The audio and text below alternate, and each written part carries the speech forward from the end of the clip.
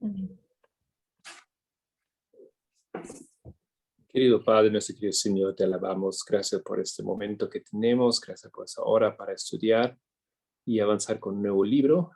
Pedimos tu bendición, Señor, para que comprendamos bien el texto y la información y sabemos usarla para beneficio de nuestra generación. Pedimos que bendigas a todos que están presentes, los que también desean o planifican. Hágales posible a todos. Por Jesucristo, pido también que finalmente guíes mis palabras. Amén. Amén.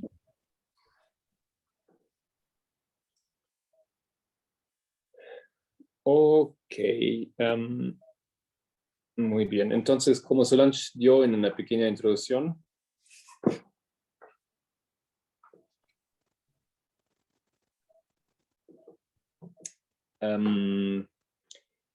voy a hacer un repaso, una repetición de lo que Giovanna dijo la última vez, el último lunes, pero no tanto tal vez en detalle, sino con la idea de trazar una línea, ¿no es cierto? Trazar una línea de esos eventos. Y por esa razón lo voy a compartir aquí, mi pantalla. Y a lo largo de esa línea vamos a anotar los eventos. Porque en el mismo libro los eventos no son...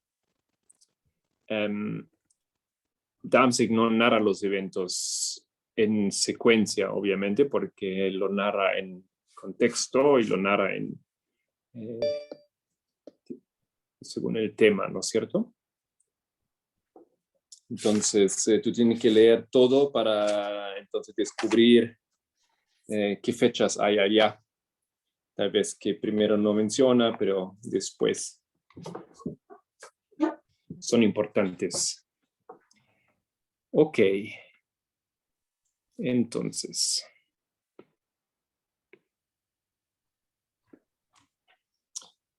básicamente el libro comienza a implicar un gran reavivamiento. ¿Alguien recuerda cuál era este reavivamiento? El enfoque está en los Estados Unidos, ¿no es cierto? Uh-huh. Pero el libro enfoca en un reavivamiento allá. ¿Alguien recuerda cuál era? ¿Cómo se llamaba?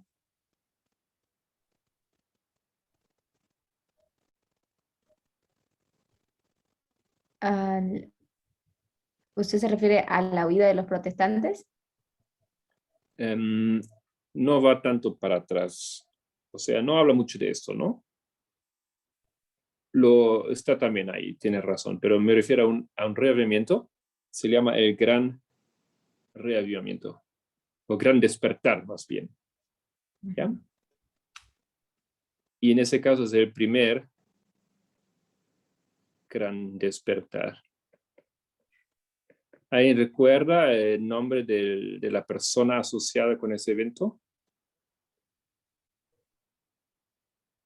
Por si acaso. Es Jonathan Edwards.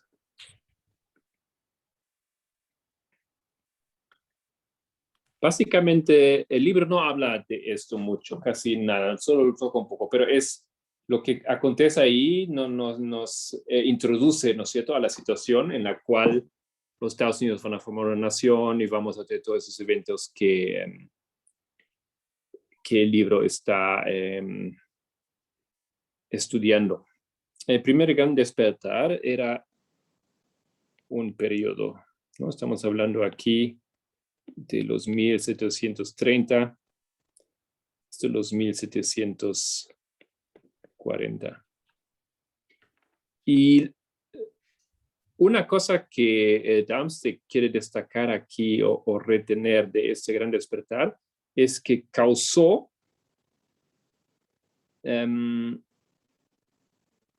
plantear o colocar una semilla en la mente de las personas. La semilla del milenialismo. ¿Quién puede explicar qué es el milenialismo?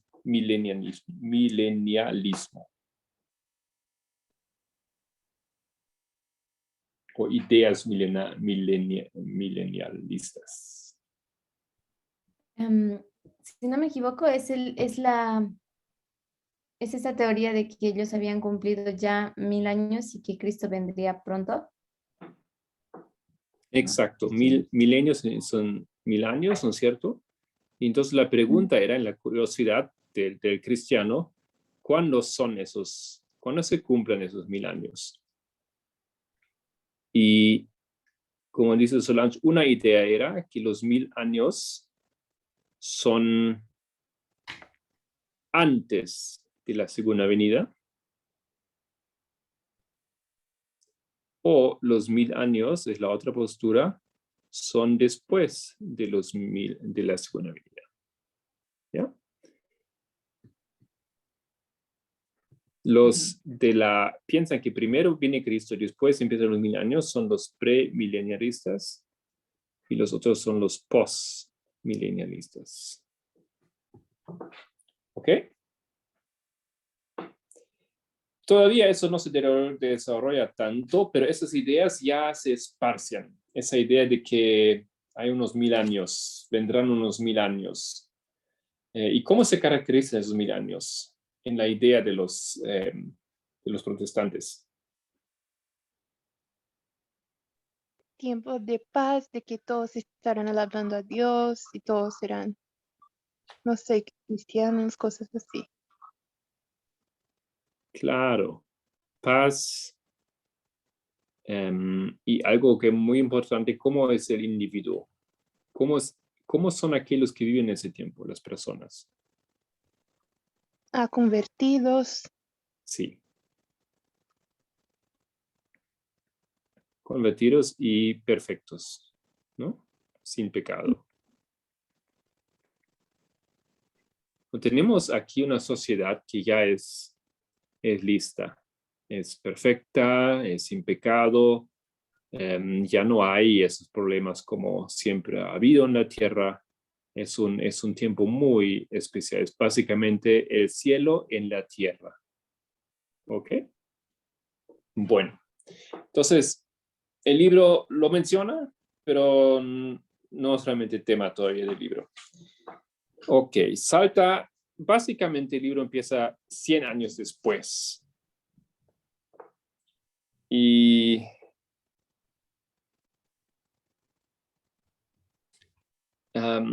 vamos a volver después a esto, pero lo coloco aquí ya porque ya es una fecha. Esos son la formación de las sociedades, la sociedad misionera. Eso es importante en otro contexto después, pero eso ya a esa altura en Estados Unidos, a raíz del Gran Despertar, primer Gran Despertar, se forma esa asociación y van a haber más después. Ok, eso no es la única, pero es la primera. Ok, y básicamente, como yo dije, ahora el libro va a entrar y hablar sobre el siglo XIX. Esto es el tema del libro, o el enfoque del libro. Ahí empieza. Muy bien.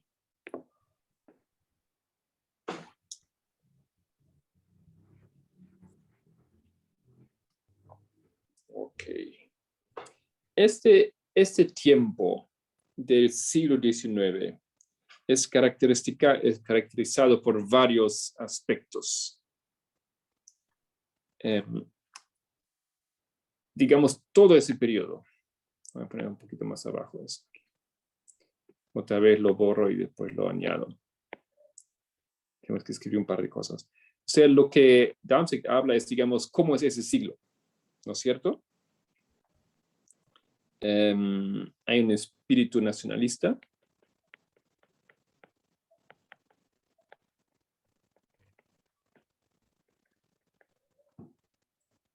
Hay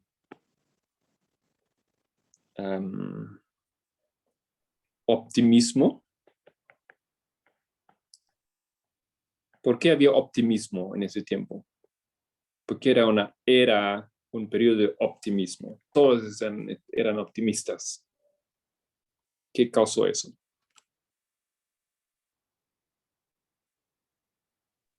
Las pregunta- revoluciones industriales tienen que ver. Disculpa primero, Carolina. Tiene que ver con las revoluciones industriales también. Ajá. La revolución industrial tiene que ver con eso, ¿no es cierto? Hay trabajo. ¿Alguien está hablando más? La tierra de oportunidades, dice Matías. Sí, oportunidades. Oportunidades para personas. ¿Para qué personas? Negras. ¿Quiénes tenían? ¿Cómo? Negras y mujeres. No entendí. Para personas de color y también inmigrantes. De color no, todavía no. Estamos todavía antes de la revolución. 740, ok. Sí, inmigrantes, especialmente inmigrantes sin profesión. ¿Ya? Cualquiera puede trabajar. Hay mucho que hacer.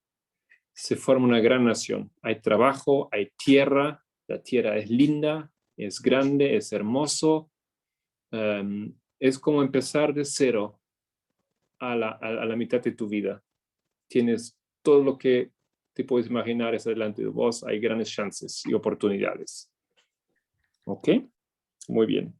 Entonces, una era de optimismo, pero ese optimismo era para, como ya han dicho, inmigrantes.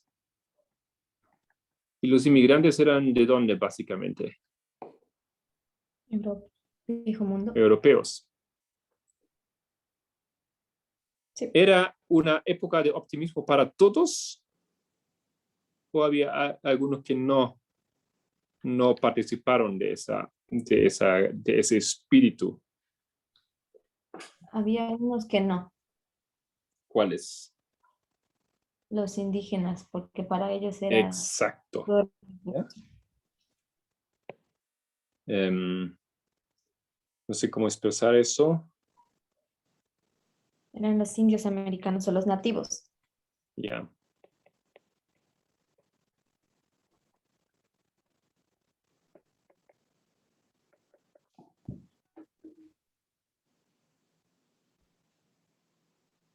¿Cómo ponemos eso? ¿Qué tipo de tiempo era para ellos? De... Fin de libertad, pongo. ¿Puede ser?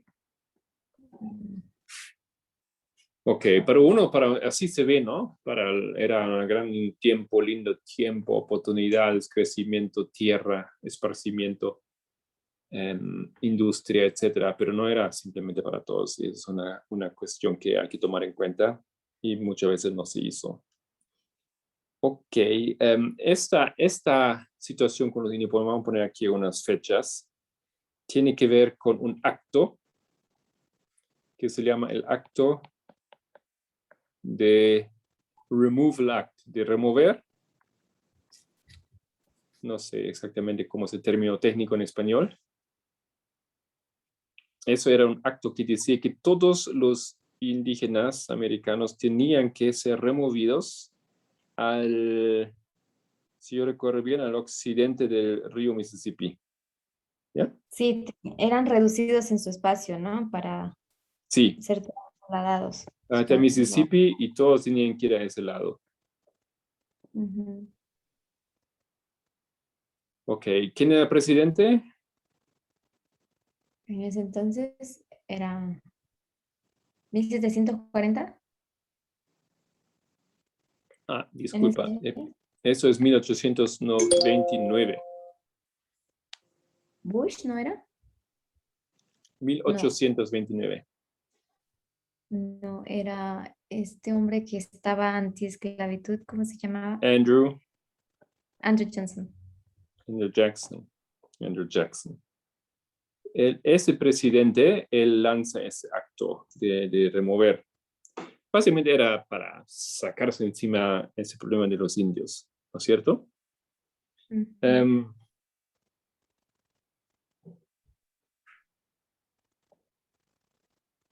Andrew Jackson. Ok. Otra cosa surge al mismo tiempo, porque pasan tantas cosas aquí. En los 1830 hay otro problema con otro grupo de personas. ¿Quién recuerda? Había un gran grupo de personas o un grupo de personas crecientes en el país que causó otra problemática. ¿Qué grupo era este? Las personas de color, No, todavía no. esclavos. ¿No? Mm, ¿Eran europeos? ¿Pertenecían a qué fe? presbiteriano, no católico. Católicos. Ajá. Entonces, lo que pasó es que en ese periodo aquí, de los, estamos en nuestra esa fecha, de los 1790 hasta 1860, no está esa fecha aquí, la cantidad de católicos incrementó por 8.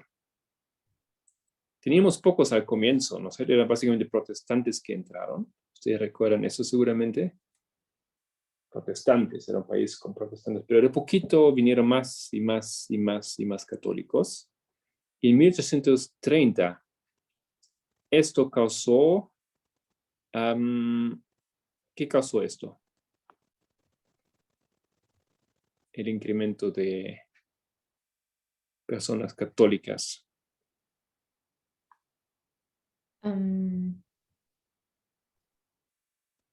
Eso creo que dio origen a la lucha nuevamente de, de religiones, ¿no? Esa contienda que tanto Sí, tiempo. exactamente. Había violencia,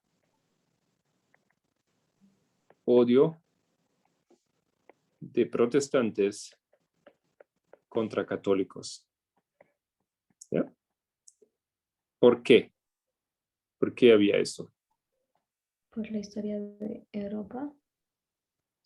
Claro, por la historia de Europa y también por la asociación de todas esas ideas de que como son los católicos, qué van a hacer, qué planes tienen, los jesuitas, etc. ¿Ok? Miedo. Y poco tiempo después, ¿no? 1850, la Iglesia Católica Romana es la iglesia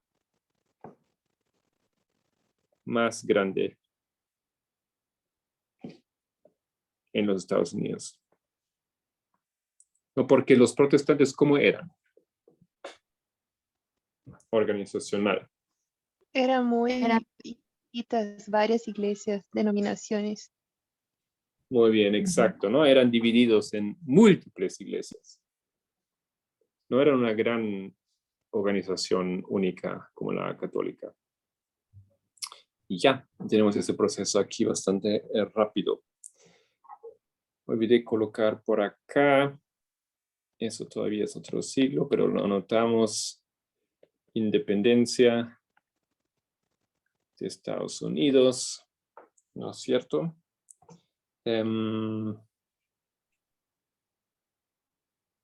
Ok. Entonces, así, esto es la situación, un poquito, pero vamos ahora a mirar algunos asuntos más en detalle. Entonces, hemos anotado aquí espíritu nacionalista en ese siglo. ¿Por qué? Porque se formó esa nueva nación, esa nación venció a los europeos, los británicos, ¿no es cierto? Se deshizo de su yugo, había ese optimismo por el éxito militar, por la independencia, por las oportunidades, por la industria, por el crecimiento, etc. Había también esa revolución industrial que ayudó, más gente vino al país, creció el país, pero sigue siendo muy, muy grande, con mucho potencial y mucho espacio. Eso todo muy positivo desde el punto de vista de los inmigrantes europeos.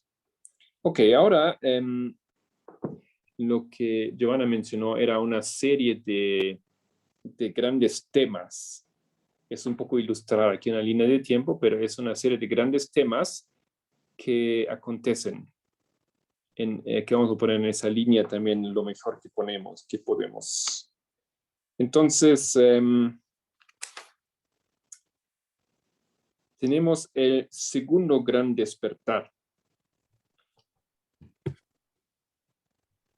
Voy a sacar eso aquí un poquito, necesita un poco más de espacio.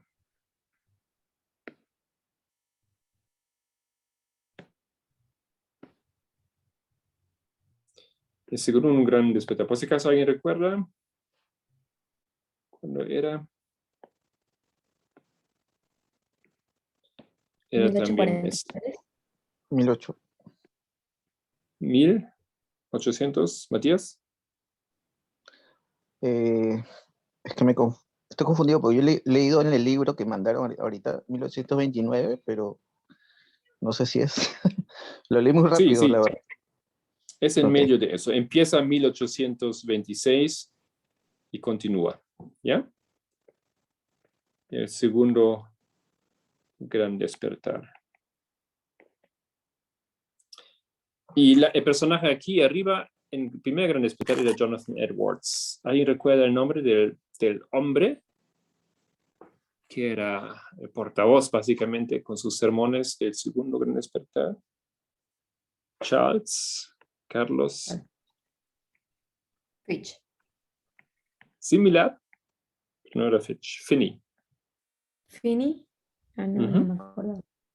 Segundo gran despertar. Es un movimiento también en la iglesia protestante, ¿no es cierto? Ok. Ahora, ¿cuáles eran los temas de ese segundo gran despertar? ¿Alguien recuerda? Se enfocaba en el revivalismo. Reavivamiento. ¿Es correcto así en español? ¿No es reavivamiento? Reavivamiento, sí, tan gracias.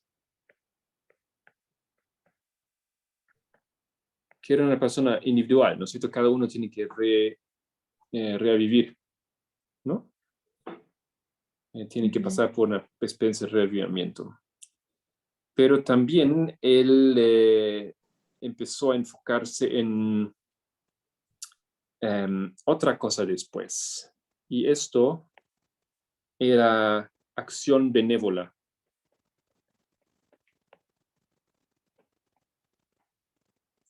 ¿Qué significa eso?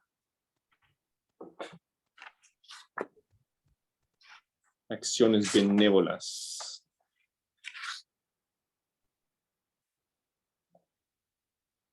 Tiene que ver mucho con el mensaje, claro, no en estas palabras, pero de justificación por la fe, ¿no? Que todo lo que ellos hacen. Eso es el primero. Eso aquí, reavivamiento. Okay. Pero Buenas el obras. segundo era, Carolina. Perdón, me llamaron. Buenas obras serían. Sí, buenas obras, sí, pero era algo que era acciones, o sea, eran que ellos querían eso imponer bueno, eran los buenos sentimientos, sí, eso lo vamos a tocar también, Matías. Esa acción benévola era la idea de que la gente tiene que aprender cosas y se empezaron a abrir un montón de sociedades, ¿ya?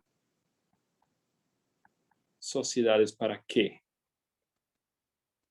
Por ejemplo, era la sociedad de la moral femenina o la sociedad de la moral de los hombres jóvenes, ¿no es cierto? ¿Para qué? Para enseñar a jóvenes que no era bueno ir al teatro, ir a los bailes, no meterse en la prostitución y esas cosas, ¿ya? O había una unión para promover la observancia del sábado, que era para ellos el domingo, ¿no es cierto? Entonces, para todas esas ideas, las cosas que el cristiano tiene que aprender, o la sociedad de la paz, o de la educación cristiana, también hubo una anti-esclavitud, etc. Eso es lo que pasa en ese tiempo. aquí. 8 de los años 1826 hasta los 40 son las sociedades que se forman. Y todas esas sociedades, a raíz de esa idea de Charles Finney, que tenemos que no solamente enfocarnos en nuestra santificación, sino tenemos que ahora transportar esto a toda la sociedad. Y tenemos que enseñar, y tenemos que llegar a los jóvenes, a los alcohólicos, a los etcétera. ¿Ya?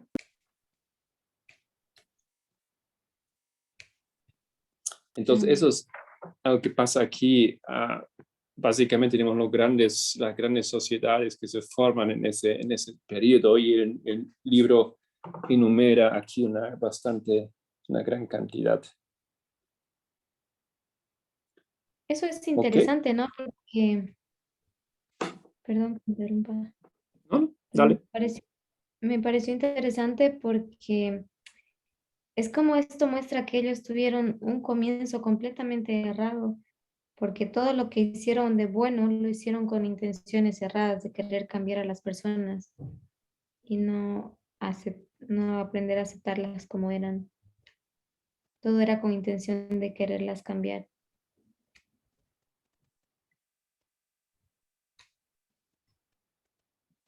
Sí. No sé si me dejo entender. Aunque también tienes que elaborar un poquito más sobre eso.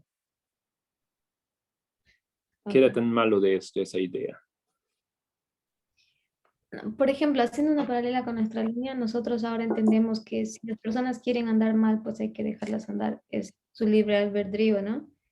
Pero ellos como con toda la mejor intención, con todo ese gran despertar, ese reavivamiento que se vivía en la época, intentaron como que cambiar a la sociedad, y eso fue a través de imponerse o, o manipulación, se puede decir, emocional o espiritual, para hacer que las personas cambien. Entonces, como que no había esa intención de aceptar a las personas como eran.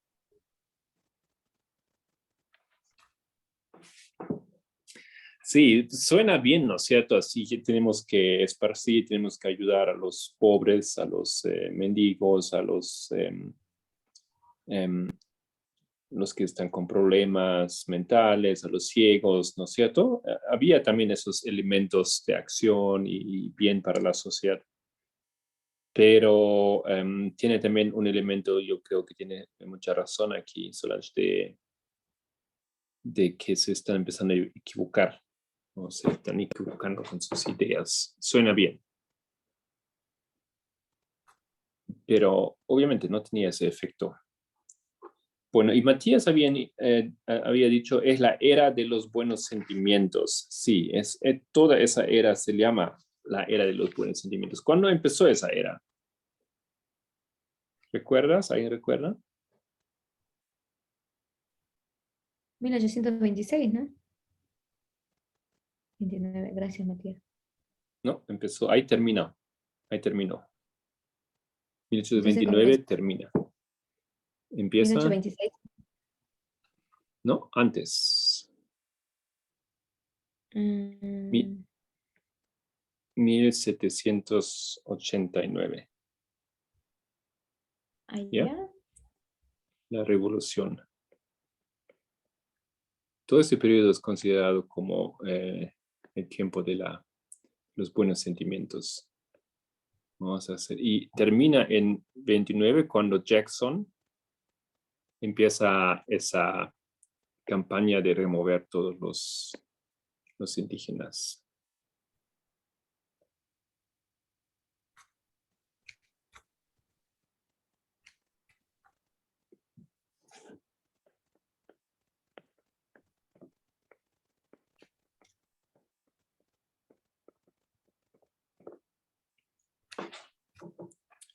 Ok.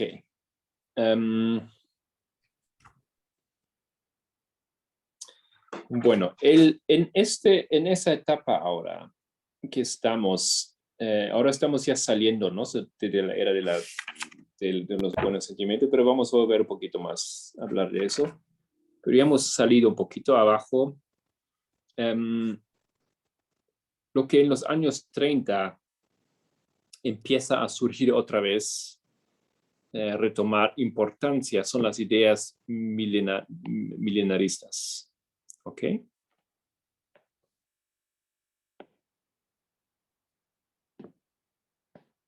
¿Y cuál es la perspectiva que predomina?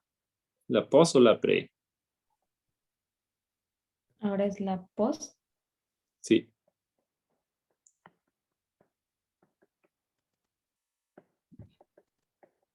La idea de que primero habrá 1000 años en la tierra y después Cristo viene. Según la Biblia. Predomina. Ujú. Sí. ¿Y por qué empieza a predominar esa idea? Supongo que ¿Qué es lo que... porque ya pasó la era del pre y no se cumplió, digamos, ¿no? No. Porque depende de dónde estás, ¿no es cierto? Si tú estás Ujú. aquí, no se sabe cuándo son los 1000 años. Pueden estar aquí. Y puede ser que Cristo viene aquí todavía. Todavía no ha venido. ¿Ya? Ah, ya. 1730, 1830, digamos de eso. Tú no sabes cuándo es eso. Pero también puede ser que estás aquí en 1830. Y entonces Cristo viene aquí.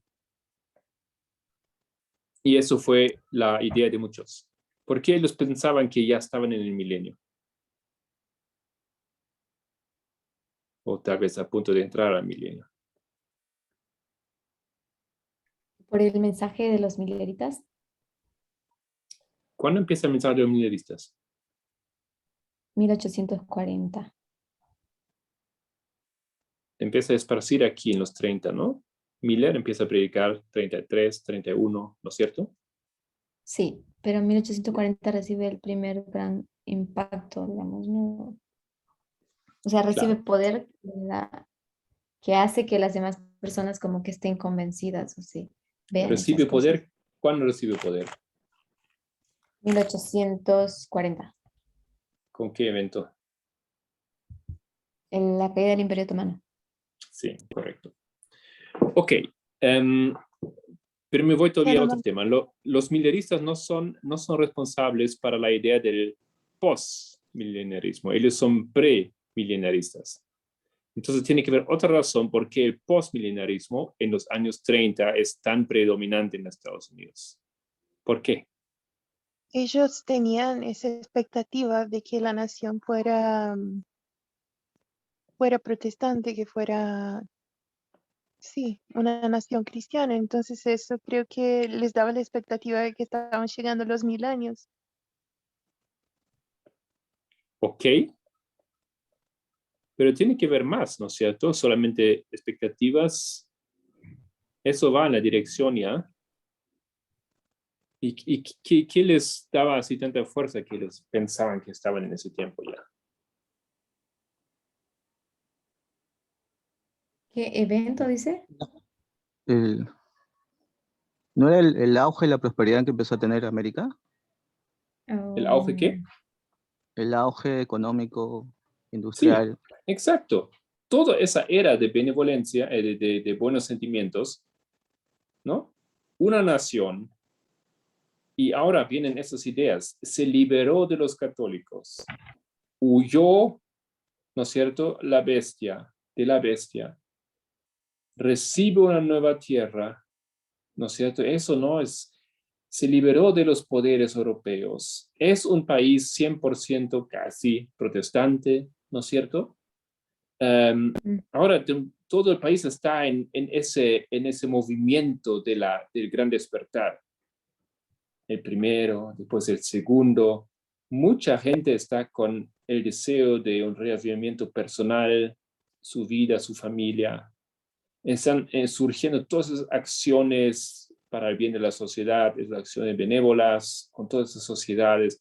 Entonces hay ese clima de que eso nunca ha habido. En Europa nunca era así. Y es una situación totalmente nueva para la experiencia de los cristianos.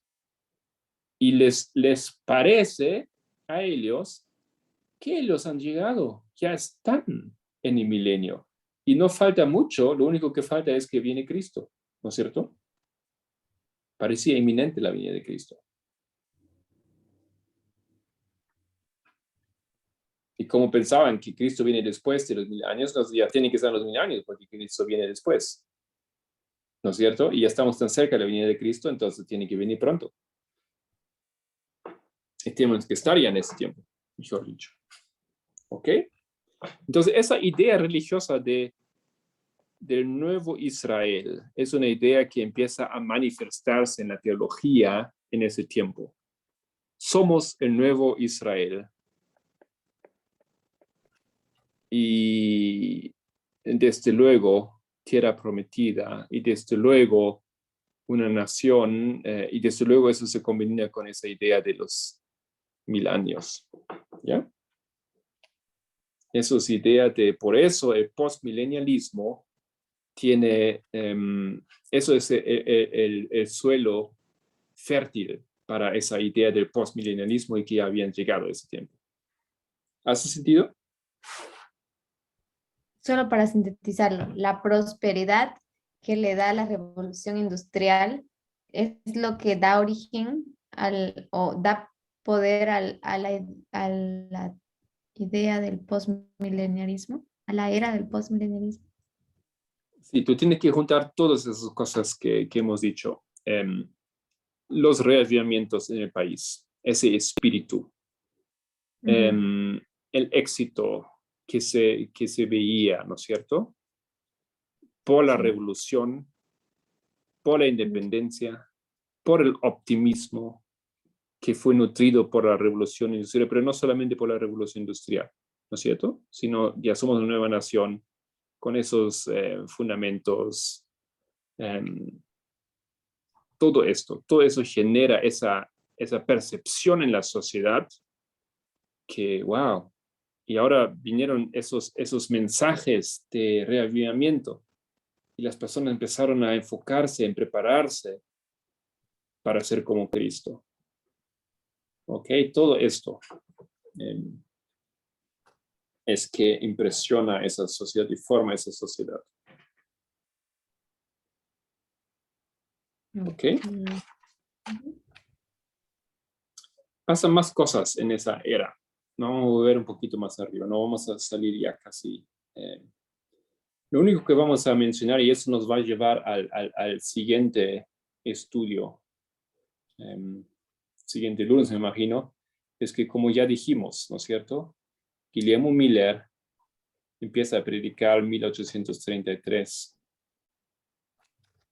Vamos a remover eso de la Iglesia Católica a los 1850, eso es algo que hay mucha cosa todavía que pasa ahí antes de que eso es un punto que podemos marcar aquí,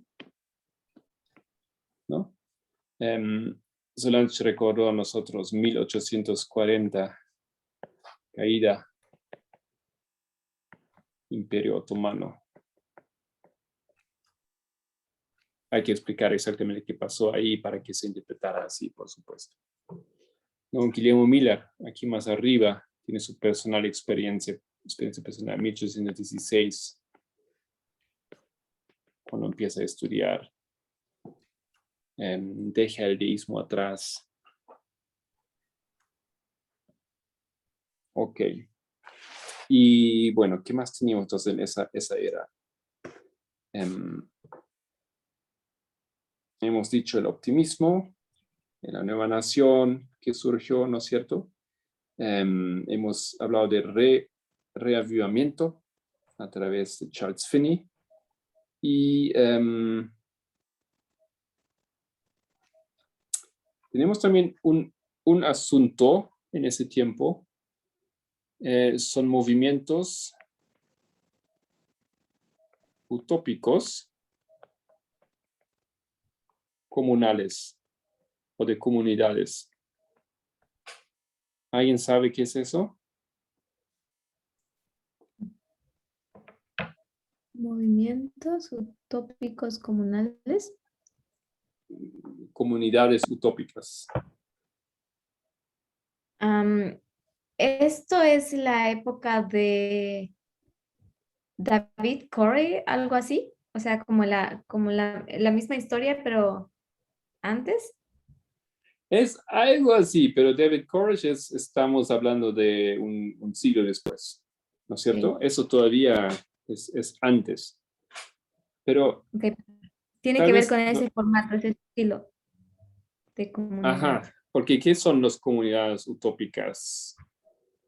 ¿Qué son? Por ejemplo, da un nombre aquí, los Shakers. ¿Saben qué es eso? Los zarandeados, los ¿No? zarandeadores. Sí, pero tú has visto algunos en el norte de Estados Unidos, ¿recuerdas? No. ¿Qué tipo de Espérame. vehículo tienen para moverse? Oh, ya. Esos carros como menonitas que son jalados por caballos y son antiguos como la era de Nahuatl. Pensamos que estamos en una película, ¿no es cierto? Donde de repente por la calle van unos cowboys en esos carruajes bonitos con un caballo andando en la carretera. Ellos hasta hoy en día hay esos grupos, hay otros, ¿no es cierto? Los Rapitas, los Amana, Susep Amana, Hope Day Comunidad, Brook Farm Comunidad, Oneida. Entonces hay varios grupitos, son pequeños, pero esos grupos también todos tienen ese espíritu del reavivamiento, pero viven en grupos pequeños donde quieren retener básicamente una idea muy conservadora de vida, de estilo de vida, de protegerse, de aislarse de lo que acontece en el mundo, de los males del mundo, ¿no es cierto? Y hay este fenómeno también en este tiempo.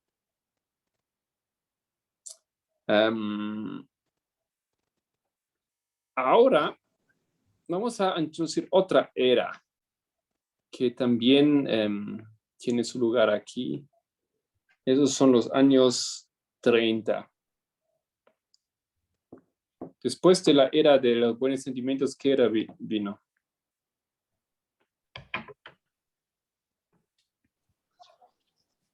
De la controversia. Correcto. Era de controversia.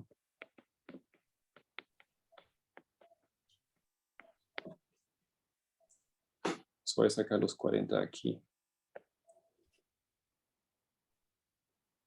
Voy a sacar eso para tener un poco más de espacio aquí. Ya hemos dibujado eso arriba. ¿Qué es la era de la controversia? ¿Qué controversias hubo en ese tiempo?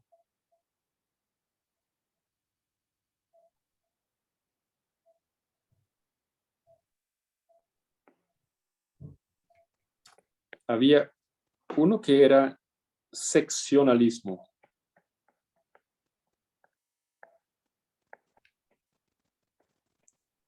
Seccionalismo tenía que ver con peleas o discordias entre estados. Y hemos estudiado eso en otro contexto, ¿no es cierto? Un estado estaba pro esclavitud, otro estaba en contra, pro derechos de mujer en contra, pro esto en contra. Y claro, entonces secciones se empezaron a defender ciertas ideas y derechos y estaban entonces en oposición o en pelea con otras secciones. Esas animosidades.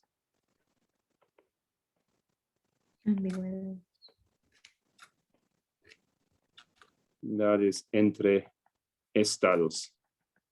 Estados dentro de los Estados Unidos, ¿no es cierto?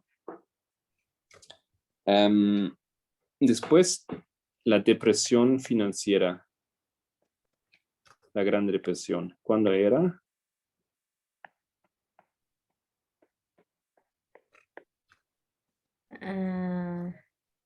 La primera gran depresión financiera. En ese periodo, sí. 1920, si no me equivoco. Aquí estamos hablando de otra. Eso era del 37, la Gran Depresión. Claro, esto, un bajón para la economía. los Estados Unidos, ¿no es cierto? Y tenían que tomarse medidas, y eso dio un bajón a esa idea que estamos en el milenio, que todo está bien, que vamos por delante. Y ya se cortó esa buena racha. ¿Ok? Y todo ese proceso religioso también tenía otro efecto que se llama el individualismo. ¿Quién recuerda qué era eso?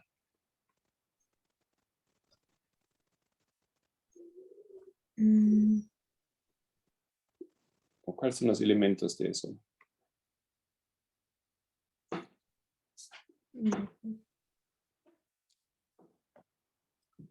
Funciona así. Reavivamiento se enfoca en la santificación de vos, del individuo, ¿no es cierto? Entonces, un efecto era que causó un individualismo.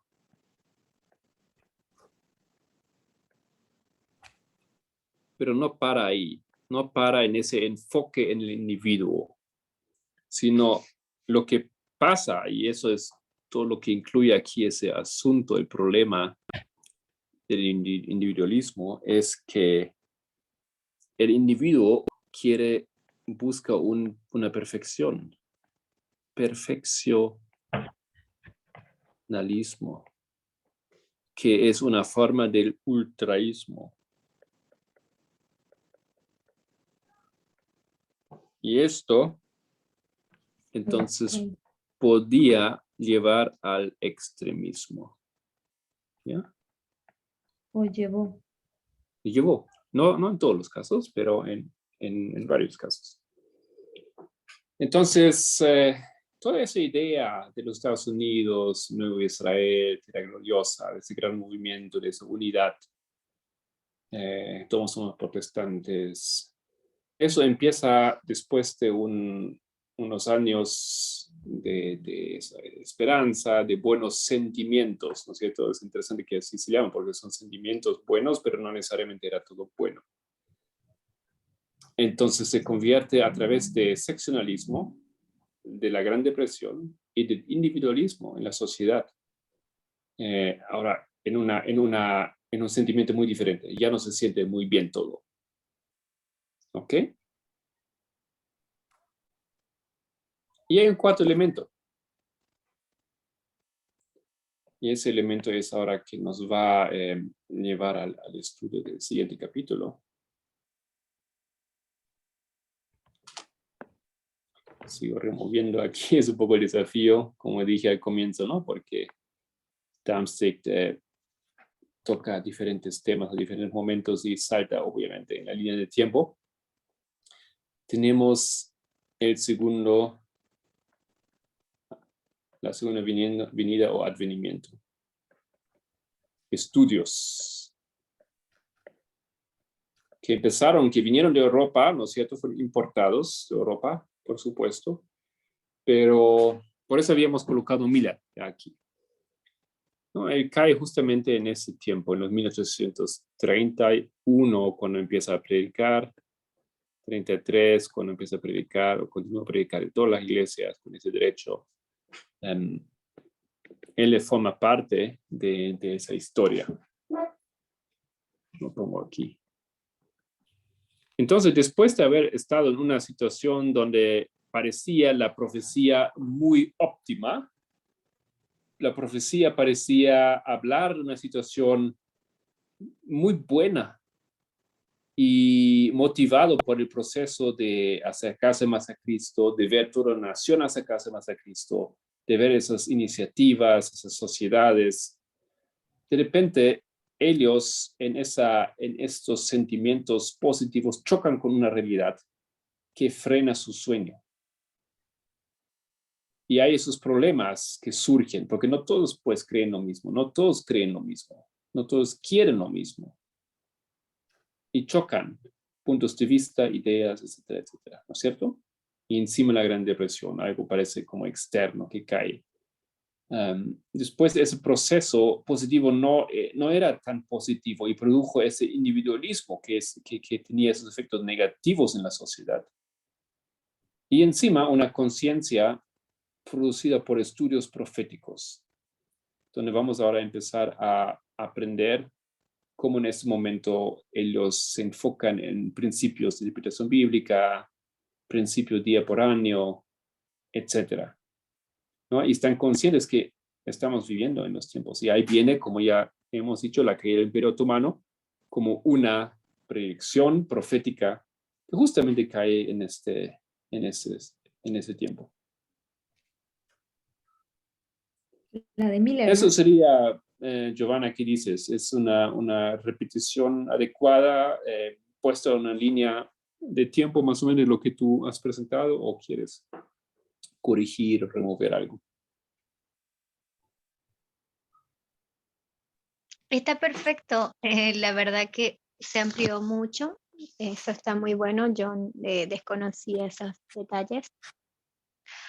Y me di cuenta que se llegó hasta el punto 3, que es la era de la controversia. Yo solamente ocupé la primera parte la vez pasada. Yo Pero sí, en pensaba la que habías primera hecho todo el capítulo A. El punto A, no, yo no. pensaba con los... Ok, está bien. Entonces adelantamos un poquito también encima. No era todo pura repetición, me alegro. Sí, se amplió mucho. Es decir, se tocaron esos temas en las características generales en el punto 1, pero no estaban ampliadas como en esta sección. Eso es genial. Sí, porque también no era el tema de tu presentación. El primero era así tomando notas generales de la situación en los Estados Unidos, ¿no es cierto? Y ahora era un poco más en detalle. No tan en detalle todavía, hay más detalle obviamente, pero... ¿Y qué les parece esa idea de Graciela la última vez de poner todo en una línea de tiempo?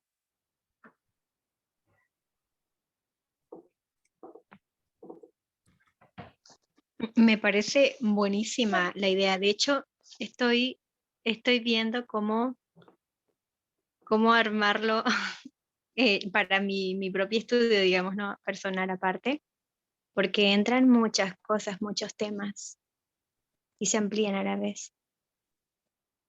Sí, ¿no? Carolina también dice muy bueno. Yo estoy de acuerdo porque ayuda mucho porque es muy compleja la historia y como son tantas cosas que acontecen al mismo tiempo más o menos, pero esto es como un andamio, ¿no es cierto? Que nos da un poco un apoyo para manejar todo esto que acontece ahí. Y creo, para mí personalmente, a revisar esa historia, empiezo a entender mucho mejor la situación, ¿no? En la cual llega ese mensaje que Dios mandó a través de Miller a la nación de los Estados Unidos. No el suelo era preparado. Y es interesante que es preparado por los eventos externos y que estas cosas también acontecieron en nuestra generación exactamente, bueno, no exactamente igual, pero son los mismos eventos que nosotros podemos ver. Es una repetición bastante precisa, diría yo. Ahora, eso sería interesante, tal vez puedo explicar un poquito más. Déjeme solamente adicionar un punto, ¿no? Porque con esas ideas escatológicas del segundo advenimiento de Miller y otros, lo que Miller hace, él dice, no, el milenio es futuro.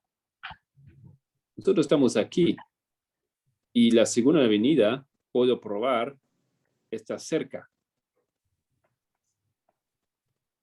Está cerca. De hecho, en algún momento lo definió y dijo, iba a ser en 43. ¿Ya? Estamos unos 10 años antes. Y toda la situación que ahora estamos viendo no tiene nada que ver con el milenio. No estamos en el milenio tiene que venir después. Lo prueba también, ¿no? Él era uno de los primeros o de los más importantes defensores de esa idea pre-milenialista y no post-milenialista. Cristo viene antes de los 1000 años. Ok, Solange, ahora quieres intentar hacer algunas aplicaciones un poco más específicas sobre nuestro tiempo que dijiste. Ok, vamos a ver si me ayudan todos. Tienen que, para hacer la aplicación un poco a nuestra línea, tienen que recordar un poco las lecciones de la ancianatez. ¿Puede ir al comienzo? Ahí. Entonces nosotros podemos ver, digamos, el primer gran despertar que podemos dar inicio desde ahí, porque ahí ya tenemos a Miller presente. Entonces, como ya es parte de nuestra historia. Entonces, lo que ustedes tienen que tratar de asociar son las revoluciones que hubo. ¿Qué revolución hubo en 1789? Disculpe, Solange, Miller vive no vive todavía. No, él Sí, nace en 1782. Entonces, él está en el segundo gran despertar, ahí sí él está. sí, pero yo digo que el primer gran despertar va hasta 1826, hasta 1829. Me dejo, puede No, tú verlo eso dices en la línea la rosada. era de los buenos sentimientos. No, esa es Eh, de la línea rosada, pero va desde más arriba, desde 1730, donde comienza el primer despertar. Va hasta 1740, hasta ahí vamos, el primer gran despertar. 1840. Ya, 1740. Ok. Lo que, lo que yo quiero mostrar es, digamos, que este primer gran despertar también hubo en 1989 o previo a ese tiempo y son los eventos previo a 1989. ¿Cómo Ok, probamos entonces esto? paralelo a esto, aquí ponemos nuestra línea, hacia 1989, ¿correcto? Ujú. Ahora, esto de la independencia de los Estados Unidos, nosotros, esto del primer gran despertar son los eventos que nos llevaron a esta fecha, a 1989. Pero, ¿qué es lo que acontece? ¿Cuál fue ese despertar en nuestra época? Había también una revolución en esa época. Fíjense los años.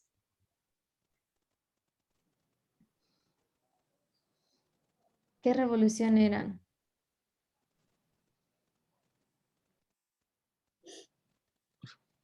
¿El feminismo? Ya estaba la ola del feminismo, no,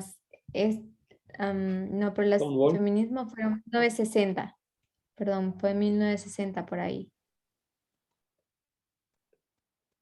Stonewall es 1965. 65, 1965. ¿No? Así 69. El Aquí feminismo va hasta tenemos, los 80. Ujú. ajá, pero aquí tenemos estos eventos que son estas pequeñas revoluciones, pero también están las revoluciones bolcheviques que ya tomaron inicio antes y que todos esos eran un caos en el mundo, pero que estaban generando al mismo tiempo un despertar, estaban se tornando como un punto de transición en la historia de la Tierra. La Revolución Francesa, la Revolución bolchevique en este caso, está también, si no me equivoco, la Revolución de Polonia. Estoy tratando de hacer recuerdo. Claro, esos son mini revoluciones que empiezan antes, ¿no? Un poquito antes. ¿Recuerdan? ¿Alguien recuerda lo que te presentó? Eso es lo que Solange dice, ¿no? Que la revolución que llevan a la revolución de 1989 había otras. Hungría, creo, ¿no es cierto? Polonia, Polonia. Francia. Eso no había olvidado ese estudio, no sé si alguien recuerda.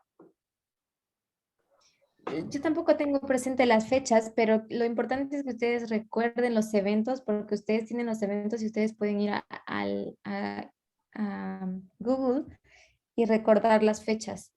Pero los eventos tienen que recordar. Esas son revoluciones que generan un despertar en toda Europa o sea, llevan a las personas a cuestionarse en esa época en qué tiempo estamos, qué estamos viviendo, qué está pasando. Y todo esto nos lleva a 1989, que nosotros conocemos como el tiempo del fin, que es una fecha simbólica no solamente para nosotros como sacerdotes o como movimiento, como iglesia adventista, sino también es una fecha simbólica para la historia de la tierra, del mundo en general. Ok, después de esta fecha surge ese espíritu, ustedes pueden ver en la historia de los Estados Unidos también, el espíritu nacionalista. Existe también la era del progreso que se llama en esa época. No recuerdo si es la revolución, ahí no hay una revolución industrial, creo, después en 1989, pero ¿Recuerdan cuál era el lema de Ronald Reagan, que es presidente en ese tiempo? Make America Great Again. Eso. Reagan tiene también Make America Great Again. Creo que él fue el primero que usa la frase, ¿no? No estoy seguro si es el Entonces, primero, pero definitivamente lo él, usó, sí. ok, esta era de Reagan da lo mismo, el mismo espíritu de optimismo, todo progreso, todo va bien en la tierra prometida y todo esto. Claro, y ahí está Esto también lo que dice, disculpe, lo que dice Bush, ¿no es cierto? Él se atreve a decir que nosotros ya no queremos una visión, ¿cómo se llama? Multilateral, sino unilateral, ¿no es cierto? Y él anuncia una nueva era. ¿Por qué? Porque han conquistado a los rusos. Exactamente. Y ahí fíjense que justamente más o menos en paralelo a ese tiempo, también se vive la nueva era, aquí como está en la línea rosada, la era de los buenos sentimientos. Aquí también se ve como la era en nosotros se ve como, bueno, Bush, usando las palabras de Bush dice la era del unilateralismo. Sí. No me acuerdo. Hay otra palabra que usa Tess para esto, pero no la recuerdo ahora, se me fue. Pero vamos a usar la palabra de Bush. Es esa una nueva era.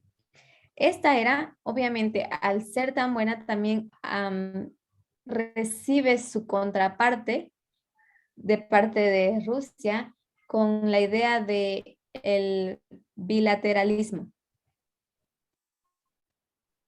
Pero eso es casi poco después de que saca de la idea de Bush. Y ustedes han recuerdo si están recordando esa historia de esa presentación de la anciana Tess. Ella habló sobre esto, porque ella cuenta la historia cuando habla de la revolución bolchevique, cuando Rusia cae y el muro de Berlín cae, el presidente de los Estados Unidos ¿de los Estados Unidos o de Alemania? Da un discurso en Berlín y ahí es donde se lanza esta frase de la era del unilateralismo.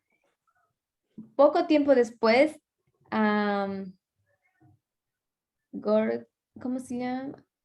Gorbachev. Gorbachev, gracias. Gorbachev, él entiende el plan de Bush de querer convertirse en única potencia mundial. Y él empieza y propone otra idea. Y él propone la idea del bilateralismo, donde no necesita haber un solo líder, sino que pueden ser dos o más. Bueno, en este caso dos.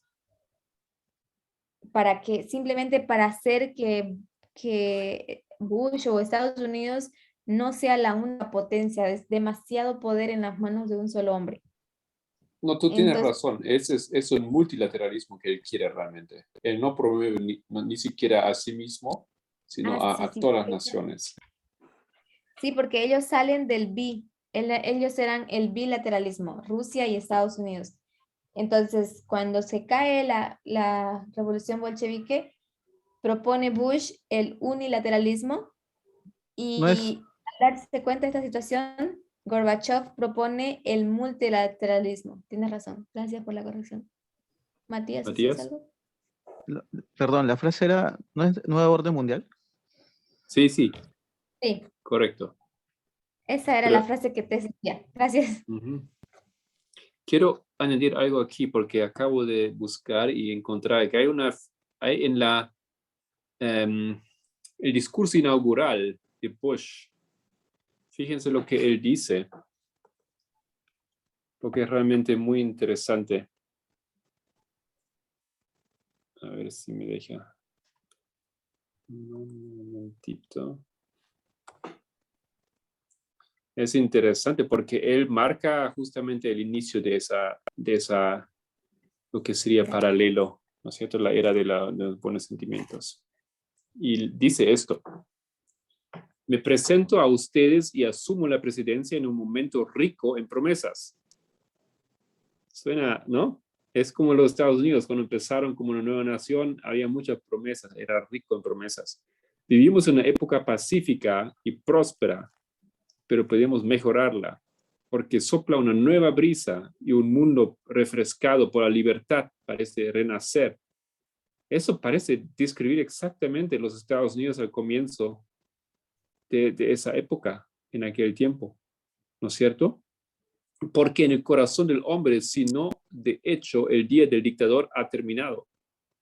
Y en Europa había dictadura, básicamente, eran todos monarquías, ¿no? Y él se refiere a otro tiempo, pero es como que estuviera hablando realmente del siglo XVIII. La era totalitaria está pasando, sus viejas ideas se desprenden como las hojas de un árbol antiguo y sin vida. Sopla una nueva brisa y una nación refrescada por la libertad está dispuesta a seguir adelante. Hay un nuevo terreno que abrir y una nueva acción que emprender. Y eso fue lo que hicieron los americanos, ¿no es cierto? Un nuevo terreno que tienen que descubrir, tienen que sacar los indios, etcétera, etcétera, ¿no? Wow, impresionante. Perfecto. ¿Puede volver arriba? Sería interesante ver cada detalle porque es una paralela increíblemente muy precisa.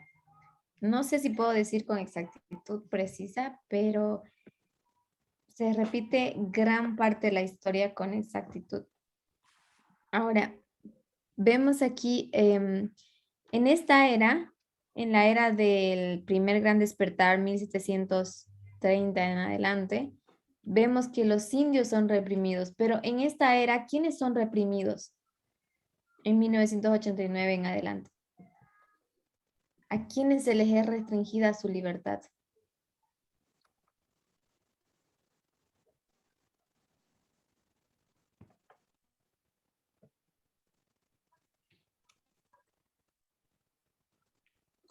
¿Qué tiempo Bueno, dices? de 1989 en adelante, ¿quiénes serían, en cierta manera, esos indios que ahora son restringidos?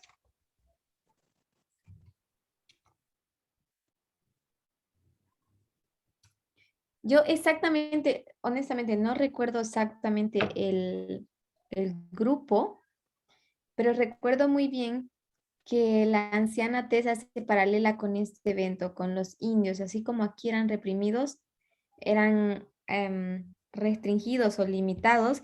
En 1989 también era partícipe el Islam. Y yo no recuerdo cuál fue el evento, qué fue el ataque que ellos hicieron en 1989. Yo recuerdo que Tess menciona esto, pero no me acuerdo ahora, honestamente. Y ellos dicen que hay restricciones o hay limitaciones para ellos, bastante claras, digamos, para este tiempo en comparación, ¿no?, al trato que tenían antes en los Estados Unidos para estas personas. Pero no recuerdo exactamente el detalle. Así que no voy a demandar que ustedes lo ¿En recuerden Estados tampoco. Unidos? Sí, usted recuerda, había acá un incidente con el Islam, 1989. Y por ende, como consecuencia, también ellos sacan un acto que restringe sus derechos de los de los islámicos, de esa comunidad islámica, comunidades islámicas, pero no recuerdo exactamente el detalle de lo que te hizo. No sé, porque Islam solo recuerdo en la guerra de Afganistán en 1989. Tiene que ver con eso, pero algo pasó, yo no me acuerdo, porque Tess dice, en realidad ella dice que el Islam estuvo presente en 1989 en el 2001, ¿no? En el 2001 el ataque fue bastante fuerte, que obviamente habían medidas fuertes también contra ellos, pero en 1989 también está presente. Y yo recuerdo que ella menciona un estudio del anciano Jeff, pero no lo profundiza demasiado, pero ella lo menciona y la verdad que esto es lo que no recuerdo ahora. Ok, ¿alguien tal vez?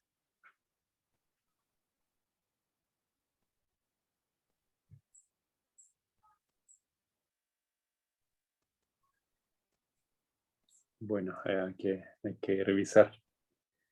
Yo no recuerdo tampoco a qué te refieres en ese momento. Ok. Después tenemos también aquí, en paralela a la historia de Miller, nosotros tenemos el periodo de tiempo de estudio del anciano Jeff, quien también se dedicó un tiempo para estudiar la Biblia, poco después se lo pregona y también existe un reavivamiento, pero aquí hay una acción benévola. Tal vez esto es un contraste con nuestra historia, porque en vez de haber acciones benévolas, hubieron acciones de represalia a este mensaje.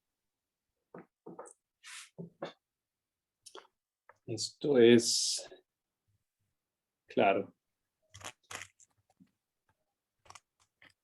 solamente de paso, ¿no? Ustedes recuerdan que la revista que se publica en 92, 96 de Jeff Pippinger, ¿no? Tiempo al fin. El tiempo del fin, esa revista importante. Que esa revista, en realidad, cuando se publica en 1996, es una compilación de artículos. Jeff escribió durante un año, todo el año 1996, todo ese año, desde enero hasta noviembre. Él escribió cada mes un artículo. Y esos son los 11 artículos que después componen los capítulos de la revista. Y esos artículos fueron publicados en la revista de Hope International, del ministerio para el cual trabajaba.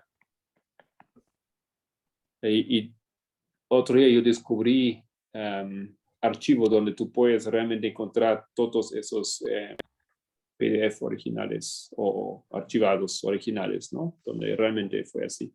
No puedes todavía. Están ahí para verificar la historia. Y realmente es impresionante. En enero sale el primer artículo sobre los 2 ríos, y etcétera, todo eso. Bueno.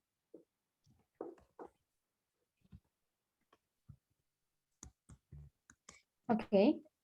Entonces, eso es una buena introducción para saber, ahí se introduce al Miller de nuestra generación, ¿okay? Que es el anciano Jeff.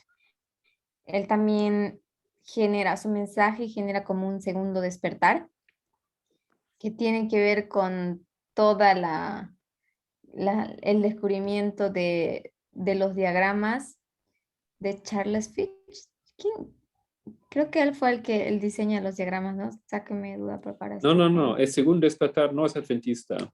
No tiene que ver con los milleristas. Es antes que se forma el movimiento millerista. Charles Finney es un protestante, no recuerdo bien, no es Charles Fitch. No.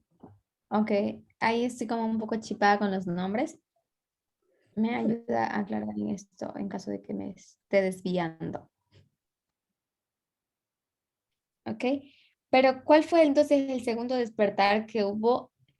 Y fíjense que en esta historia no se está hablando así como Marco acaba de decir, del adventismo como tal, sino de la historia de los Estados Unidos, la nación, la tierra gloriosa. Pero, ¿qué acontece después, o sea, que genera un segundo despertar en los Estados Unidos después de 1996, creo que era? Sí, 96. Ujú. ¿Cuál es ese segundo despertar en los Estados Unidos? ¿Qué es lo que acontece? Ahora, yo diría que el primer despertar y el segundo despertar no son verdaderos despertares, ¿no? Son No, despertares o reavivamientos, pero son falsos. Porque el pueblo de Dios, no sé, porque Dios al ya. mismo tiempo básicamente prepara otro personaje, es Miller. Ok, lo que tenemos que hacer de distinción es que no se trata del despertar del pueblo de Dios, sino se trata del despertar de una nación. Se está hablando, este preámbulo no habla del movimiento, no habla del adventismo, Claro. no habla de los metodistas, habla de los Estados Unidos como nación. Entonces, estos despertares son de Estados Unidos como la nación, no son como la iglesia o pueblo de Dios, Sí. porque todavía no O, está consolidado, no está formado el pueblo de Dios.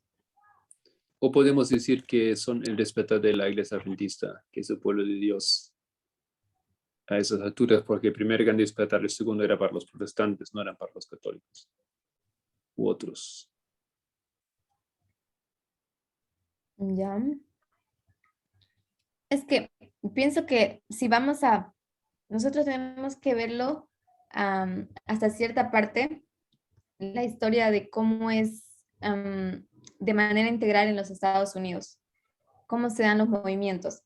Y Ujú. de todo ese desarrollo de eventos que se llevan a cabo en la historia, entonces nosotros podemos reconocer en qué momentos surge el adventismo, bajo qué circunstancias, bajo qué eventos. ¿Por qué? Porque esto es exactamente lo que aconteció en nuestra historia. Existieron eventos que nos llevaron a un despertar y a la necesidad de buscar por nosotros mismos la verdad y entenderla por nosotros mismos. Ahí es como nace el adventismo. Pero en este momento, por ejemplo, Miller está despertando él mismo, a sí mismo, 1816. Él mismo está siendo preparado o despertado para sí mismo. Después él tiene la necesidad de compartir esto, entonces ya se está abriendo un campo y así hasta que se consolida, porque lo que consolida el mensaje de él es el empoderamiento del primer mensaje angelical, porque hasta ahí no lo habían entendido. Acontece con la predicción del Imperio Otomano. Esa predicción la hace Hiram Epson, ¿no? No. Estoy con los nombres mal. No, eso es... um,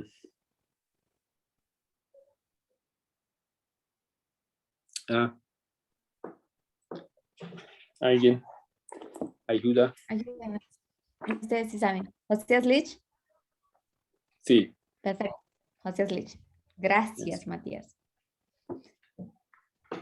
Exactamente. Josías Lich es quien hace la predicción. Ahí es cuando se consolida. Y este evento es que genera que se reúna un pueblo y crean en lo que lo que Miller ahora está enseñando, le da poder a su mensaje. Ahí es como empieza a surgir, a seleccionar, si se puede decir, el pueblo de Dios y después de a poco a zarandearse para ver quiénes se sostienen sobre la plataforma. Entonces, esos son los eventos externos que dan este origen al adventismo. Esto también acontece en nuestra historia, ¿no? Mm. Después viene la era de la controversia. ¿Cómo vemos esto después de 1990, 1800? No, para nosotros el empoderamiento del mensaje fue 2011. Pero esto todavía no estamos en Estados Unidos, ahí todavía en esa época. Sí. ¿Cómo lo ven los otros? No he escuchado mucha participación. A ver cómo le parece que estamos volando ahora con esas ideas o ¿qué les parece?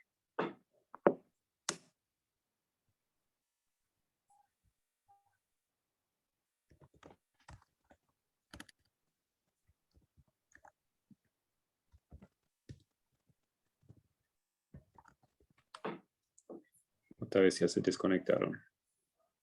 Ya se durmieron. Lo hemos hecho muy largo.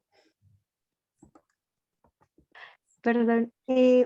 Sí, lo que a mí me cuesta es que, bueno, Sol empezó a mencionar muchos acontecimientos en la época de Miller, pero no se llegó a trazar, digamos, la línea de después del 1989, entonces como que ahí quedé como en pausa.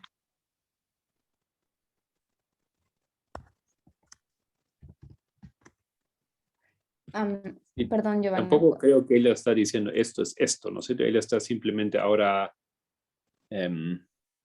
compartiendo algunas ideas, algunas cosas que ella ve, ¿no es cierto? O sea, así entiendo, ¿no? Que no es que ya tiene elaborado la línea paralela exacta de esa historia, pero viendo de repente que hay bastante paralelas. ¿Es correcto?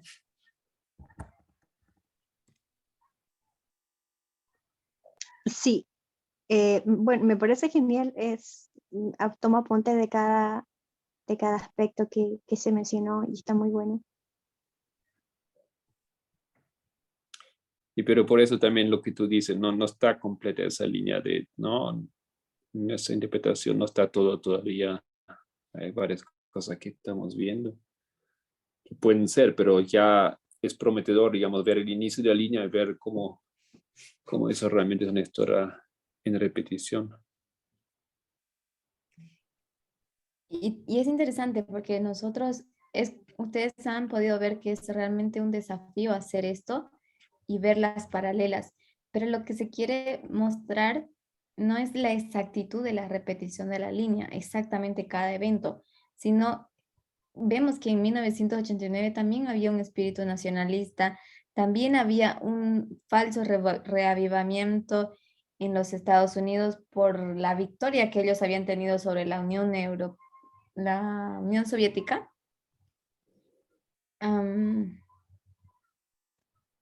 ¿Qué más? También hay ustedes recuerdan que 1989, 2001 creo que era, 2005, 2001 creo, era la primera vez que el Papa pisa los Estados Unidos, que un Papa pisa los Estados Unidos y es invitado por George Bush y este Papa es Benedicto XVI. Y aquí vemos, por ejemplo, lo mismo, ¿no? El ingreso de los misioneros católicos en paralelo a esto. Otra vez la iglesia empieza a entrar de a poco a los Estados Unidos, haciendo acto de presencia y volviendo a hacer la misma obra que se ve dentro de todo este evento. Tiene que haber sido otro papá. Creo que era. No, Benedicto no era el primero. Fue el primer papa que George Bush dejó entrar a los Estados Unidos. Juan Pablo. Era Juan Pablo, sí. II, gracias. Exactamente. Sí, me parece. ¿Lo puedes subir un poquito más arriba? Yo no estoy tratando de hacer a detalle porque ¿Esto? yo pienso que hay muchas cosas que Otro no lado. conocemos. Ay, eso, arriba. Ahí, por ejemplo, miren, lo que él dice, el marco utópico de comunidades, ahí vemos, aquí estaban los Shakers, el otro que dijo Udokers, algo así. Sí, Pero había un también montón de... en nuestra historia está la historia de David Koresh y habían otro personaje más, que no me acuerdo, que también, de hecho ese fue un escándalo, ¿no? Porque era una persona adventista que se sale y tiene unas ideas un poco locas y crea una comunidad donde todo es perfecto, manejan armas y todas esas cosas de acuerdo a su visión de las cosas. También acontece esto no sé si el individualismo o perfeccionalismo se puede ver ahí, pero sí se puede ver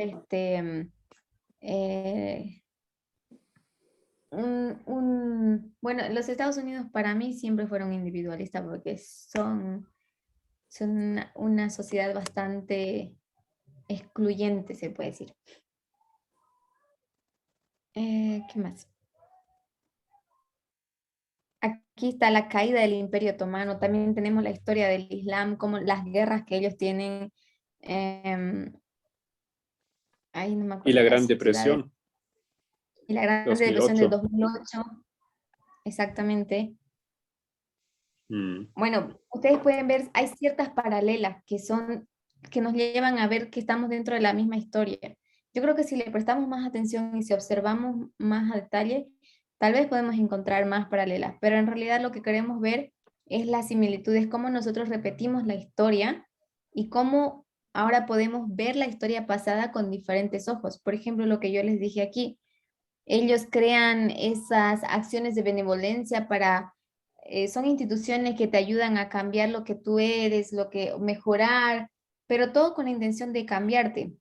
Nosotros ahora con el mensaje podemos ver esto desde una perspectiva diferente. Nosotros tenemos que aprender a aceptar a las personas como son. Ellos, por ejemplo, también habían esas asociaciones que salen para tratar de mantenerte en la idea de que no puedes congregarte con las personas, que si eres de color tienes que ser segregado, o sea, había instituciones que te dejaban claro, escuelas especializadas que te enseñaban esto para que no intentes integrarte a la sociedad blanca. Entonces, esto también se ven como buenas, ¿no? O sea, estoy proveyendo una escuela para negros y una escuela para blancos como símbolo de igualdad. Esto es lo que se enseña. Pero en realidad lo que ellos no querían era que se mezclen y podíamos ver estas deficiencias o esta disparidad cuando las escuelas, el nivel de educación de las escuelas negras eran súper mucho más bajo que la de las escuelas blancas, la calidad, la seguridad, todo era más en niveles más bajos, o sea, no existía esa intención que ellos querían mostrar. Pero esto, no nos olvidemos que está todo dentro de la visión, estas dos historias, lo que los hace paralelos es que están dentro de esa visión protestante. Y esto es de lo cual nosotros tenemos que abrir los ojos y despertar a esta realidad para poder ver la verdad como es. Ahora que tenemos esta luz, este mensaje, revisar esta historia nos tiene que ayudar a ver dónde ellos fallaron. Y ellos fallaron bien al comienzo. Sus intenciones al comienzo eran erradas. Y sus emociones, o sea, su motivación era errada, eran reavivamientos falsos, eran cosas que no, como la revolución industrial, por ejemplo, cosas superficiales, materiales, no espirituales, eran cosas terrenales lo que a ellos les daba esa sensación de progreso. Y esto nosotros también tenemos que reconocer que hubo en nuestra época. Solo eso.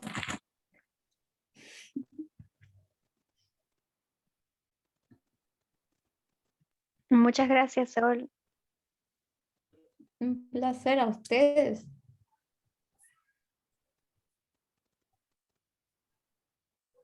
Ya, muy interesante. Entonces, terminamos ahí. Muy, pero muy bueno.